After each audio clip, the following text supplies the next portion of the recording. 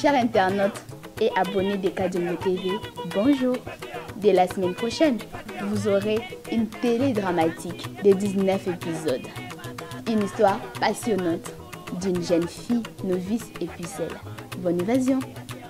Est-ce ça interrogation ou observation? Et cette question nous a posé parce que nous avons besoin d'un clair. Ok, hein? C'est bon. Nous avons posé ça au moins clair, posé ça au yoga clair. Pour ça, on dit clairement. Et Nicolas Bani? Na lingi sam. Ah? Na beba na binu tout divorce. Vous en dumba? Tala. Vous en? Au moins yo hein. Au moins tala. On s'en passe na kena sana. To. On s'en passe na kena sana belle na boko hein. Tala, mu comme si on a kato kingo ba yokuta on a katio kingo. Abonnez-vous à Kadjumbo TV et vous aurez de tout. Kadjumbo TV, c'est du travail. Abonnez-vous et faites abonner aussi les autres. Mbote Balingami, les compatriotes, les amis, les frères, vous qui vous battez pour cette République démocratique du Congo, Tokokiti Samaboko Nabisote, Tokokende, Sekokende Liboso. Yambo, il faut boyeba que nous devons éviter d'être distraits. So moni ba fayuru koya bangoyi Théodore Kobanda ba makamo, ils veulent nous mettre dans la distraction.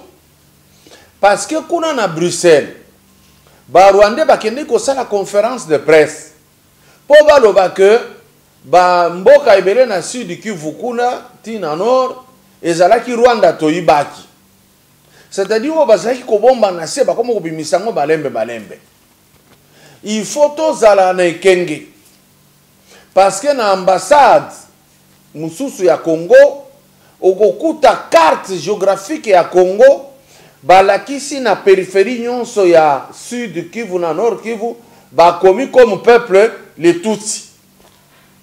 Kompro ezali makasi. Bato ebele oyo kokanisaki azali Congolais azate azwa kombo ya Congo, ba nomaki bango. Nde bazo sala musala wana defo. Ce qui fait que le président Félix Tshisekedi na minute oyo bakoka kozwa tenter avec maman vice-premier ministre, ministre des Affaires étrangères, asala lombango mise en place ya sika. Batia bato oyo toyebi réellement. Ambassade belé kuna na poto na Afrique ba pays mususu ya ambassade ya Congo RDC. Ezo sala musala ya population te, ezako sala musala ya ko prévoir l'organisation. Oyo directeur général adjoint à RTNC, M. Freddy Mulumba à Gangelaka. Un autre exemple pour comprendre ces choses, en 2006, Bob Kabamba oyo bozomona Bob Kabamba, na Louis Michel. Ba travaillaki po ba la biso constitution tozana ngolelo ezalaki pona ko favoriser Kabila Mena Kabila akei moyen balongolango ezate tozanango tokobomba yango et favoriser pe biso to sila na bato tout balongwa. Nde baotinda Bob Kabamba aya lisusu na buzoba moko heureusement auti kokima zongi Belgique. Problème na ye bakotaki na nzela ya loi électorale. Soki bakoti na nzela ya loi électorale ekozongisa biso na constitution. Soki bakoti na constitution nde sika bafayulu bakojouer danse na bango na ba Bemba ba Moïse Katumbi nini parce que bato yo tozo insister basala ka musala ya Kabila. Bo doutete. Exemple yangoyo. Notre grand danseur candidat président malheureux. Il est revenu au pays. Oyoki makambo alobaki. Ayeli kambo aba juge. Oyo mabunda alobaki la République des juges. Nde laboratoire na bango ndenge moko.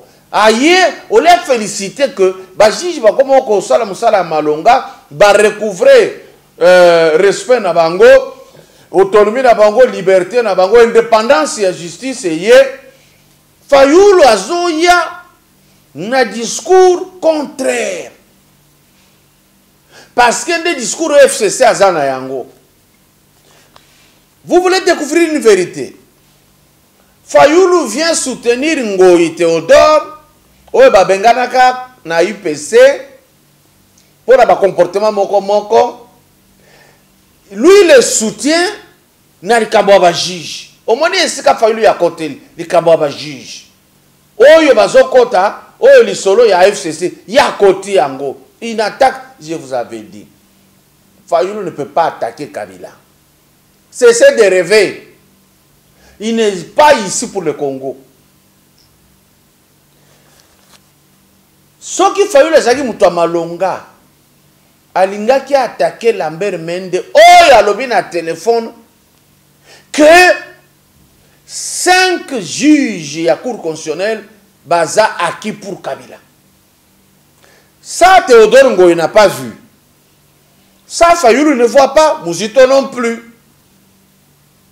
Déclaration aucune. Il y a Katumbi et Yete. Il y a Mbemba et Yete. Nyamwisi et Lokote. Groupe na bango. Bango tout. Nga momoko a Kabila. Bon répétez. Vérité bimi. Bolandi na poto ba yusongo so boya otokobeta bino. Parce que bazwa kita ya koya koyeba que ces gens ici ils mentent. Vous comprenez, je soutiens Théodore Ngoyi. Nous avons démontré noir sur blanc que le président est dans la Constitution. Théodore, et matière est compliquée qui est. C'est un pénaliste, encore que, qui pénaliste en gros, Ganyagata va procéder. Donc, ce qui fait que, ils sont les oiseaux de même plumage. C'est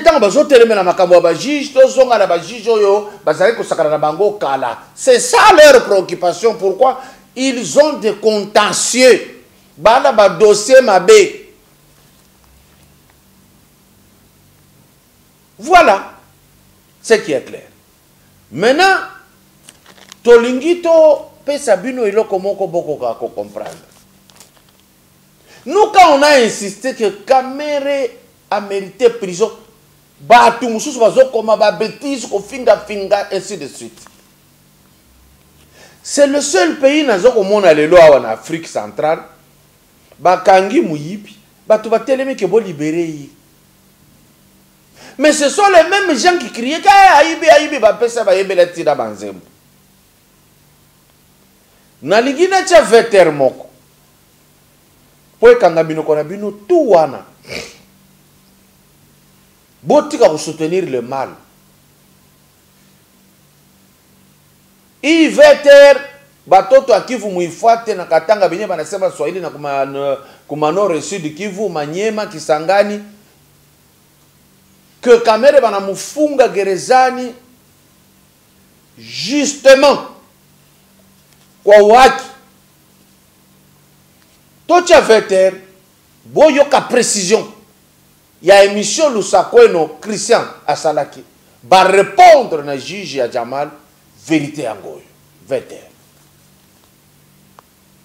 perçu par Samir Jamal pour ces, on parle de 57 millions, ce contrat de 57 millions, pour ces 3000 maisons? Alors, je reviens d'abord au premier contrat. Il faut savoir que le premier contrat, et les décaissements sont absolument mis à la disposition de la presse si elle veut le voir, le travail tel qu'il a été fait peut être vérifié, et les différents paiements nécessaires que la société Samibo a fait pour son contractant Carmod, mais aussi pour l'ingénierie, le conseil, tout est vérifié.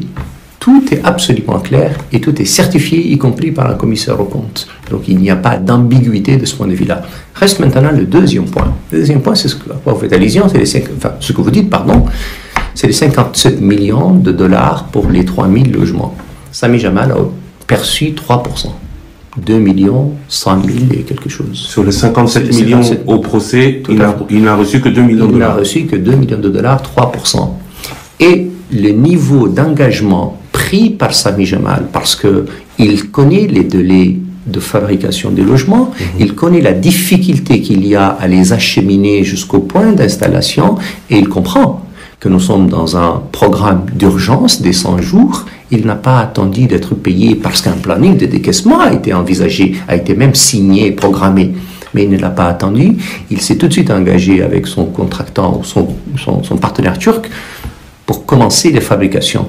Il me semble, si je ne me trompe pas, que nous sommes aujourd'hui à 1000 logements prêts en Turquie de la part de la société Carmod pour être livrés. C'est vous dire combien il est sérieux dans son travail, et il est tellement sérieux dans son travail qu'il a commencé à réaliser le travail alors même qu'il n'a perçu que 3% de la somme globale. Dans ce dossier de 57 millions, il n'a reçu que 3% du montant global, mais pas un copec de plus.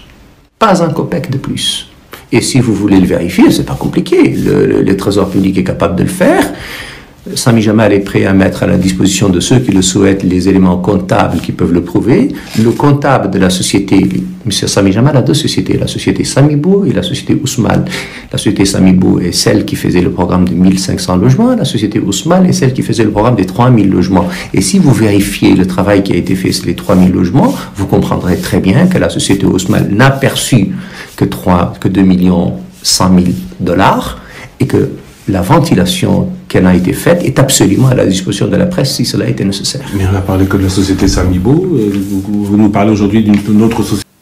Que Jamal a joué qui caca 3%.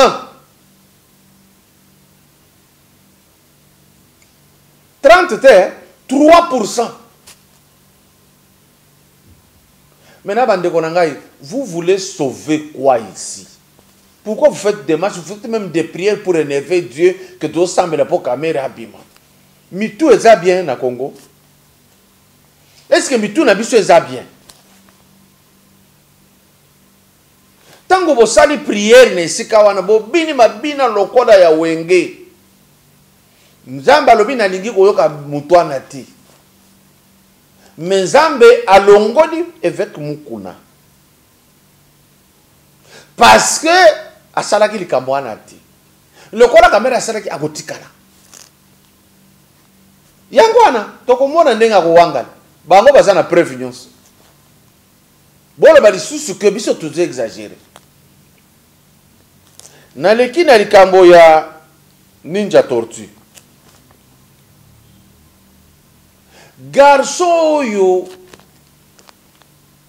afinga chef de l'État afinga libala na ye mwasi na ye avilipanda famille mobimba bandeko mutu moko akomeli ngai yo j'ai l'impression que tu défends siko ezani c'est-à-dire so balobi lukuta biso totika parce que yo olingi toloba nini je défends le pays et puis toi tu regrettes. Ça sont les Rwandais qui m'écrivent ça. Oh, yami bengi Bishop Olysée. Na lobaka na bato na lobi na koloba likambo na ete mais il faut na loba sikoyo parce qu'a énervé ngai tango azoloba ka sengi bolimbisi. Azaya ko zika elongi. Non, ça ne peut pas, il ne peut pas être sérieux. Donc, tu as fait ternaï. Si qu'on est Sabino, tout ça, on analyse ensemble. 20h. Bonjour, bonsoir, Nabana Congo, Kinshasa, Nabande Konanga Congo, Brazzaville. Suite à mes prières de 21 jours, Nabanda Kiango le 7 août, Nasilisi le 27 août, le Seigneur Dieu alobelinga mingi. Ezate pona yebisa moto, alobelinga mingi, et asengi ngai na bongisa makambo mingi.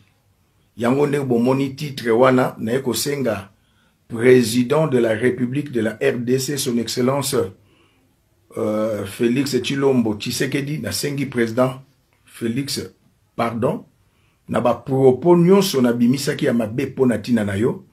Po Bible zolo bananga na zanangwa wana, Hébreux chapitre 12, verset 14, recherchez la paix avec tous et la sanctification sans laquelle personne ne verra Dieu. Bientôt, Jésus revient. Le pardon, son excellence président Félix Tshisekedi, c'est une puissance qui libère. Nabimisaki ba propos mingi et c'est pelisaki yote. Na sengi pe na votre épouse Denise Nyakero, na sengi yope pardon. Président de la République, na sengi pardon na famille Etienne Tshisekedi Achilo Mulumba. Na maman nangai Marthe, na sengi pardon, et na sengi pardon na famille biologique ya président Félix Tshilombo, na sengi pardon nangai na famille politique ya président de la République Félix Tshilombo. Sobolandi e veter ya garçon oyo ninja. Azoloba, après 21 jours de prière, le Seigneur m'a parlé. C'est-à-dire na yemoko ago sengati. Et Zali Seigneur Moutoyeb c'est senga. C'est-à-dire lui-même là, ce type-là, ago sengati. A reconnaître le côté. C'est-à-dire Nzambe n'a reconnaître que Zama, mais yé Elisa reconnaître en côté. Abandiko fongola ba verset, selon verset, tu mens monsieur. Nazana ba vidéo presque nyon sondenga finga famille yo. Et je n'avais trouvé nulle part où à Kendeki na gestion par exemple, nulle part où a démontré que Félix était mauvais. Mouto ya koki ko attaquer libare ya président Félix Tshisekedi. C'est sa famille. Ce n'est pas yo au télé longi, au mitalapte, je suis dans ma villa avec piscine, comme si c'était ma villa avec piscine. Au bandi ko finga, yo sombanda côté, talanga ina okere le côté. Est-ce que pour kozala mutu amalonga na vie, il faut kozala na ndako ya piscine? Au fingi moi sine yo silisi. Au côté de la vie privée à Moutoyo. Comment contrôler comment Abala? Pourquoi Abala? Est-ce que yon tortue ninja? Ozaya famille na ye?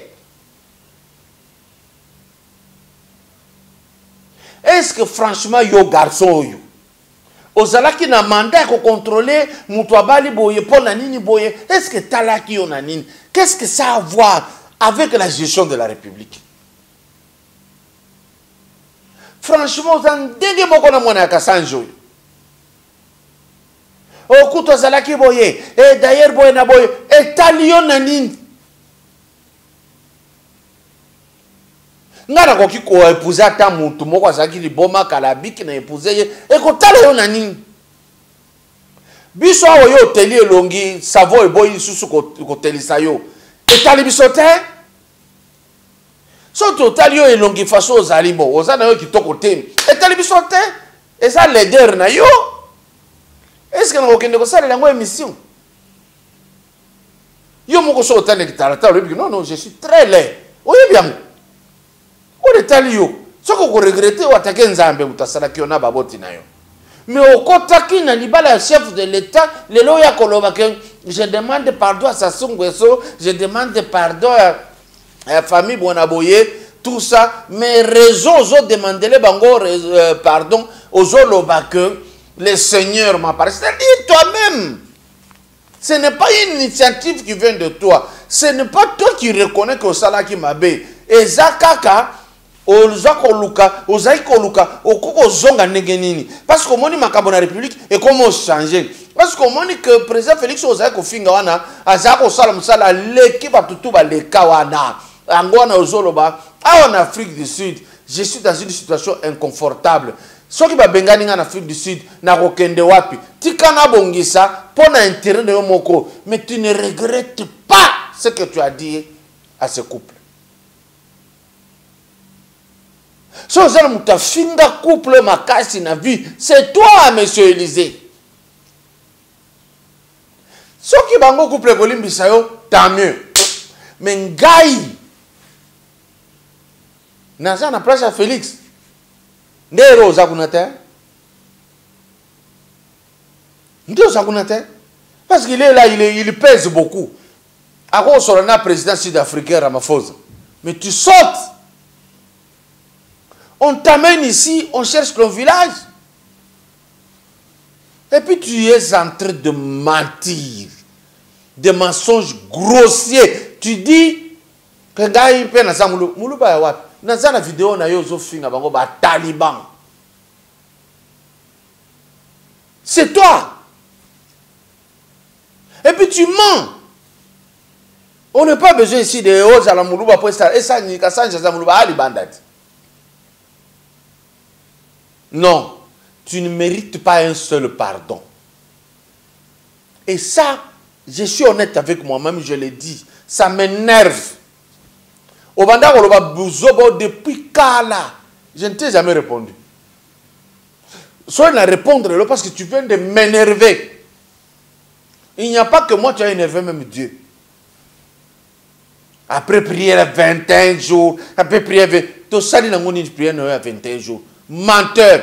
Comment on sait que le Seigneur m'a parlé? Il ne t'a pas parlé, monsieur. Tu mens. Bien de bozo même ça le koumi à l'église. Na yoga pas passer mususa oh non le Seigneur me dit prophétie angwana ndenge sawana attention na moni bona boy mensonge. Les gens sont déjà fatigués de vous comme ça. Pour moi, totanga Bible nanda kuya kolanda bato aboy. Et puis, oh, Moutoya Banda, on attaqué même avec Moukouna. Et on prend un effet patriotique. Oh, Moutoya Banda, effet patriotique, et ça continue. Est-ce que continue est né avant le monde? Il n'y a pas eu des gens qui avaient parlé de l'effet patriotique. Vous pensez? Pourquoi l'Yoko Tse n'a pas Pampamba? Coutinho n'a jamais insulté quelqu'un. Il n'a jamais injurié quelqu'un dans son combat. Moukouna n'a pas injurié quelqu'un. Il a dit des choses vraies que nous connaissons tous. Mais toi, tu t'es mis à injurier. Et n'a pas quitté ce qui va qu'on donne une église. Au fin aussi, ce qu'on peut église au thé, dis merci. Bonne journée. Chers internautes et abonnés de Kadimbo TV, bonjour. Dès la semaine prochaine, vous aurez une télé dramatique de 19 épisodes. Une histoire passionnante d'une jeune fille novice et pucelle. Bonne évasion. Et ça, interrogation ou observation? Et ça, question nous a posé parce que nous avons posé dans mon clair. Ok. Hein? C'est bon. Nous avons posé ça au mon clair, pour ça au yoga clair, pour ça on dit clairement. Et nous quoi bani? Na lingi du sam. Ah? Na beba na tout divorce. Uzandumba? Tala. Uza? Omoni yo hein. Omoni tala. Ozo pasa na kena sana na maboko. To. Ozo pasa na kena sana mbele maboko hein.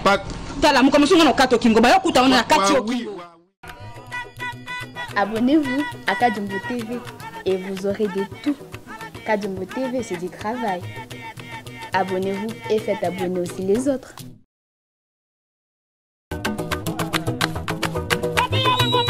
Fatia.